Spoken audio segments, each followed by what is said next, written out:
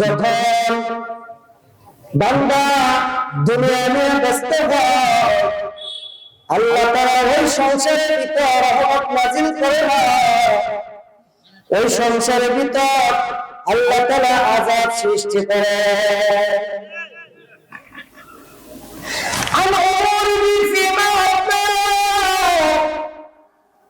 তোমার জীবন কোন পথে বের করছো বান্দা?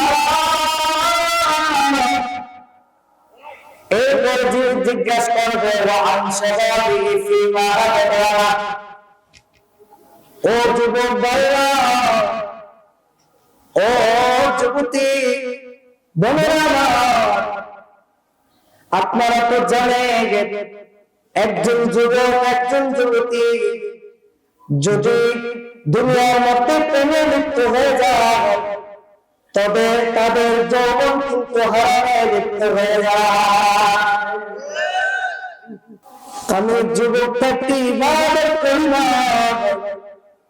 আজকে আমার আফসোস লাগতেছে, আল্লাহ তুমি আমাকে কেমনে মাফ করবা, তুমি আমাকে মাফ করে দাও, আল্লাহ মাফ করে দাও।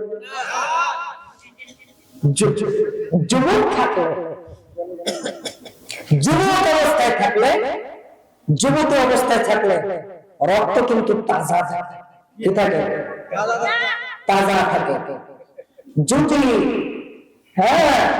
একটা নারী আর একটা ছেলে আর একটা যদি মেয়ে যদি একটা লিপ্ত হয়ে যায় তাহলে জীবনও শেষ, আখিরাতও শেষ, তার বৃদ্ধকালেও শেষ, ঠিক কিনা? তৃতীয় নম্বর জিজ্ঞাসা করবেন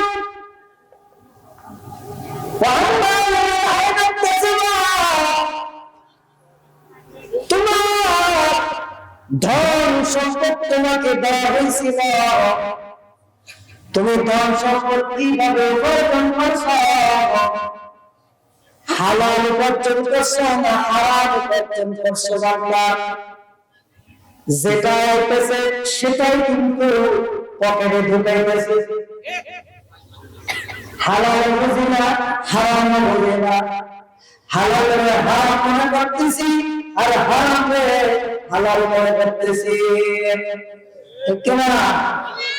আইতেছে, ঢুকতেছে, খাইতেছি, চিন্তা নাই।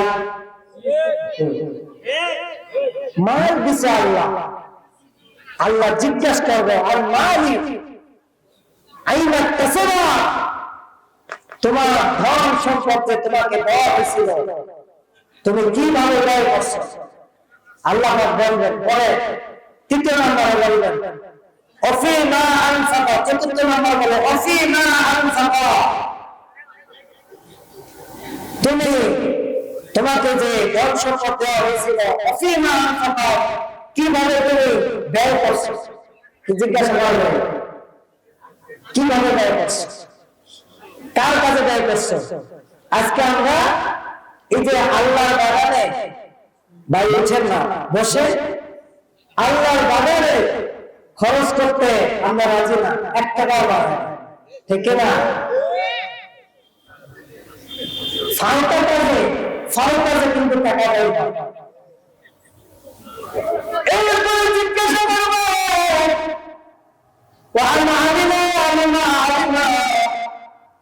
এলেন শিক্ষা দেবেন অনুযায়ী